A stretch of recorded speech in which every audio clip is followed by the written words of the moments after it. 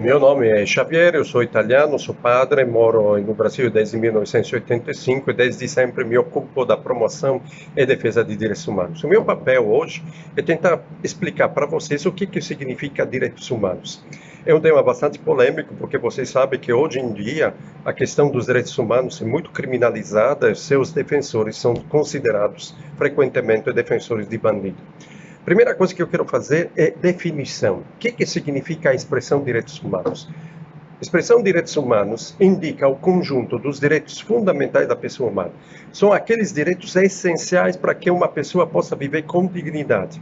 Esses direitos correspondem às necessidades básicas dos seres humanos. Quais são as necessidades básicas de um ser humano? A alimentação, a moradia, a saúde, a educação, o lazer, o esporte. Tudo isso tem que ser garantido a qualquer cidadão, independentemente da sua cor, da sua religião, da sua opção política, independentemente, inclusive, da sua ficha penal, porque mesmo uma pessoa que comete delito somente tem reduzido ou somente tem negado por um certo período da sua vida o direito à liberdade, mas não perde o acesso a todos os outros direitos fundamentais. Como eu disse, todos esses direitos que correspondem às necessidades essenciais têm que ser garantidos para todo mundo, para que todo mundo possa viver com dignidade. Vocês percebem como esse tema é essencialmente fundamental hoje em dia, porque no Brasil ainda tem milhões de pessoas, homens e mulheres, crianças, adolescentes e idosos, que não têm acesso aos direitos fundamentais, que têm os seus direitos todo dia violados. Quais são os fundamentos dos direitos humanos? Eu indicaria pelo menos três. Um de caráter filosófico natural. Toda pessoa humana tem uma inata dignidade. Quer dizer que todo ser humano nasce com uma própria dignidade. Essa dignidade tem que ser reconhecida e respeitada. Pelo simples fato de serem seres humanos, qualquer homem, qualquer mulher são titulares de direitos que devem ser reconhecidos e respeitados, seja pelos seus semelhantes, seja pelo Estado. A Declaração Universal dos Direitos Humanos, que foi criada em 1948, depois da Segunda Guerra Mundial, que foi conhecida no mundo todo como um tempo de crimes terríveis contra a humanidade, como um massacre de milhões de pessoas, no seu primeiro artigo, a Declaração Universal dos Direitos Humanos diz que todos os seres humanos nascem livres e iguais em dignidade e em direito. Portanto, tudo isso tem que ser reconhecido para qualquer ser humano. Repito, não precisa saber qual é a sua conta bancária, não precisa saber qual é a sua cor, não queria saber qual é a sua orientação sexual, isso não interessa. Todo ser humano tem direito a ter acesso a todos os direitos. O segundo fundamento eu chamaria legal, é o fundamento da lei. E nós temos uma lei muito importante que garante esse acesso universal aos direitos humanos, que é a Constituição Federal de 1988. Vocês sabem que a Constituição Federal, em qualquer país do mundo, é a lei fundamental a partir da qual são criadas depois todas as outras leis. A Constituição Federal Brasileira de 1988 abre-se com a declaração de que a República Federativa do Brasil tem como fundamento 5 coisas. Primeiro, a soberania. Segundo, a cidadania. Terceiro, a dignidade de qualquer pessoa humana. Quarto, os valores sociais do trabalho e da livre iniciativa. E quinto, o pluralismo político. Então, esses são os fundamentos da República Federativa do Brasil. E no artigo 3, ainda insiste. Quais são os objetivos fundamentais da República Federativa do Brasil? Construir uma sociedade livre, justa e solidária. 2, garantir o desenvolvimento nacional. Terceiro, erradicar a pobreza e a marginalização e reduzir as desigualdades sociais e regionais. Quarto, promover o bem de todos, sem preconceito de origem, raça, sexo, cor, idade, qualquer outra forma de discriminação. Então, vocês percebem 4 objetivos fundamentais, todos eles fazem referência ao acesso universal aos direitos humanos. E nós percebemos, a partir da leitura desses objetivos, quanto precisa fazer ainda no Brasil, porque todos os brasileiros e brasileiras têm acesso aos direitos humanos. Colocaria um terceiro fundamento, que eu chamo de fundamento religioso. Nós vivemos um país fundamentalmente religioso, cada um escolhe a sua própria religião, mesmo a maioria somos cristãos e cada um tem a sua igreja onde congrega.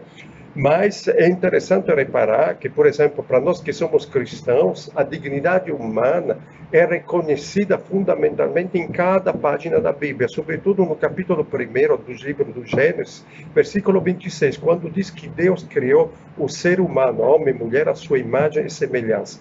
Portanto, por ser criado à imagem e semelhança de Deus, o indivíduo humano tem a dignidade de pessoa.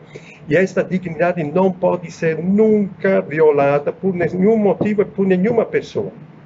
Por que estou insistindo sobre isso? Porque, infelizmente, no Brasil tem muitos cristãos que são contra os direitos humanos. São muitos cristãos que violam os direitos humanos. É uma contradição. Violar direitos humanos significa pisotear a dignidade das pessoas. Esse é um delito, porque nós já vimos o fundamento legal que reconhece direitos humanos para todo mundo, mas também é uma blasfêmia contra Deus. Esse reconhecimento religioso, inclusive, não é uma prerrogativa só do cristianismo. O budismo também tem, o islamismo também tem, o hinduísmo também tem. Todas as expressões religiosas reconhecem a dignidade do ser humano. Outro ponto que eu queria tocar com vocês. Qual é a natureza dos direitos humanos? Os direitos humanos são civis. Quais são os direitos civis? O direito à vida, o direito à liberdade, o direito à igualdade. Direitos humanos são políticos, que é o direito de votar, o direito de ser eleito, o direito de participar na administração da coisa pública. Porque o que acontece muitas vezes no Brasil? O povo vai votar, mas é como se assinasse um cheque branco para as pessoas que são votadas, que são eleitas. Depois o povo esquece, não acompanha. Agora, a Constituição Federal previu mecanismos como os Conselhos de Políticas Públicas, que são aqueles conselhos que ajudam a criar políticas públicas que servem justamente para garantir o acesso de todo mundo aos direitos humanos, como o Conselho de Educação, Assistência Social, o Conselho dos Direitos da Criança e do Adolescente, o Conselho de Saúde. Esse é um espaço para que a população, através de seus representantes, através de conselheiros eleitos na sociedade civil organizada, possa ter uma voz ativa, participar ativamente para a construção dessas políticas. Depois temos os direitos sociais, que são os direitos à educação, à moradia, à saúde, à alimentação, etc. Os direitos econômicos, que é o direito a ter um salário justo, a ter uma renda suficiente para que as famílias possam viver com dignidade. Vocês percebem como no Brasil esse direito, por exemplo, o direito econômico, não é respeitado. Parece que são respeitados somente os direitos econômicos dos mais ricos, dos bancos, das grandes empresas, mas os direitos dos trabalhadores e trabalhadoras são violados, porque o próprio salário mínimo foi instituído na Constituição Federal para garantir renda básica fundamental, necessária para todas as famílias brasileiras. Mas hoje o salário mínimo não serve justamente para alcançar esse objetivo. Depois temos os direitos culturais, que é o direito de cada um de nós se expressar culturalmente, de ter acesso, inclusive, à cultura. Vocês percebem quantos jovens da periferia, por exemplo, não têm acesso a teatro, não têm acesso a cinema. E aqui também o direito de qualquer manifestação cultural popular. O Brasil é um arco-íris de manifestações culturais, povos indígenas, ciganos, comunidades quilombolas. Tem muitas expressões culturais, cada um tem que ter o direito a se expressar culturalmente, segundo suas próprias tradições culturais, e, enfim, os direitos ecológicos. Hoje em dia tem uma grande novidade, o próprio planeta Terra é considerado sujeito de direitos. Os animais também são considerados sujeitos de direitos. Às vezes, inclusive, os direitos dos animais são mais reconhecidos do que os direitos dos seres humanos. Então, é importantíssimo isso, porque o ser humano é vinculado estritamente a toda a questão ambiental. Nós, por muitos anos, agimos em relação à natureza com grande desprezo, exploramos de maneira assustadora, e a natureza cada vez mais está esgotando os seus recursos, então nós não sabemos que tipo de ambiente nós vamos deixar para as futuras gerações. Daí a necessidade de garantir o respeito, inclusive, da própria natureza, do respeito dos direitos ecológicos.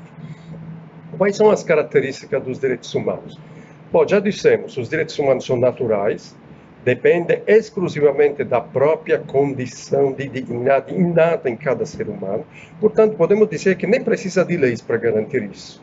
Isso faz parte do código genético de qualquer ser humano ter seus direitos respeitados. São universais, não tem fronteiras, não tem limites. Então, não posso dizer que eu respeito os direitos de algumas partes da sociedade, como acontece hoje, injustamente, no Brasil. Os mais ricos têm todos os direitos garantidos, enquanto os mais pobres não têm esses direitos. Terceira característica, são imprescritíveis. Você sabe que, às vezes, por exemplo, o que é a prescrição? Que depois de um certo período de tempo, por exemplo, um delito, um crime não pode ser mais investigado, portanto, aí fica cancelado. fica arquivado. Agora, a questão dos direitos nunca prescreve, nunca tem o seu prazo vencido, podemos dizer assim. Sempre são válidos.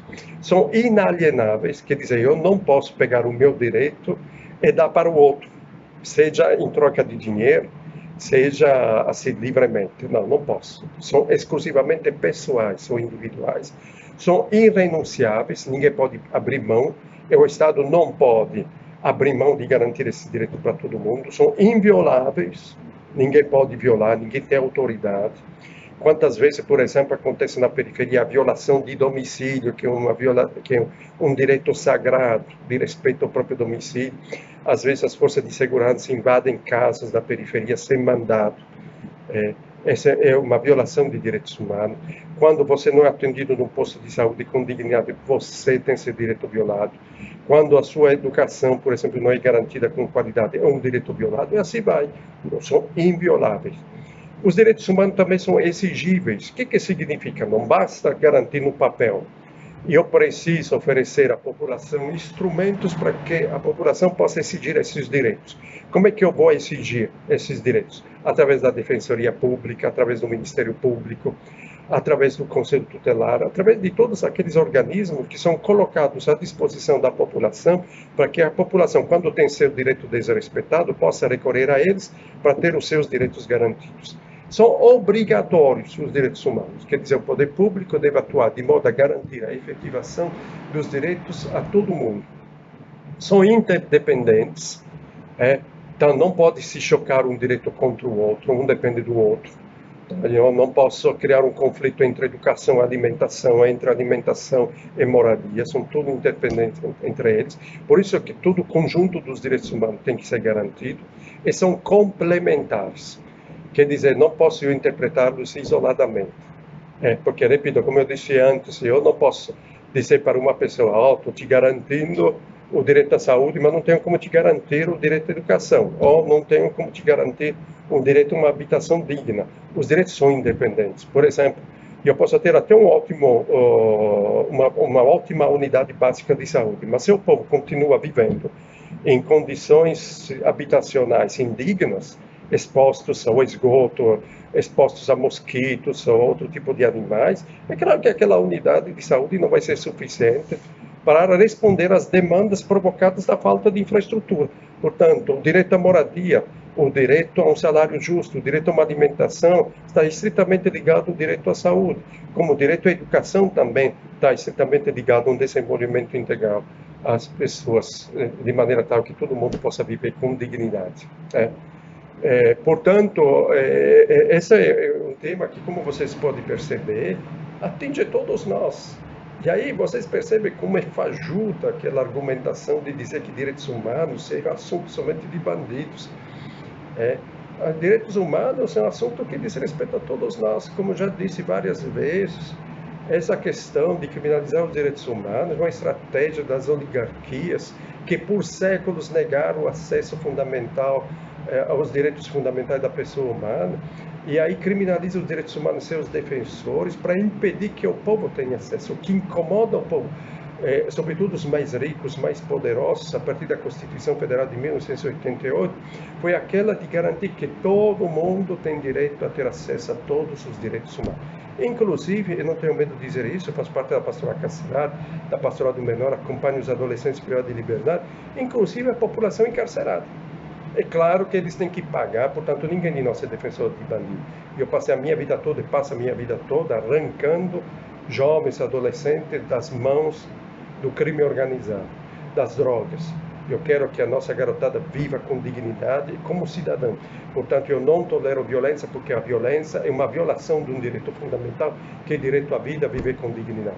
Porém, a nossa lei, o nosso fundamento natural que nós dissemos, nos diz que qualquer pessoa, inclusive aqueles que cometeram crime, somente tem suspenso provisoriamente até que durar a pena, justa pena pelo crime cometido, mas todos os outros direitos são mantidos, porque nós somente poderemos superar a violência, somente poderemos violar tantas situações de dificuldade que está acontecendo no Brasil, quanto tivermos garantido todos os direitos humanos a toda a população brasileira.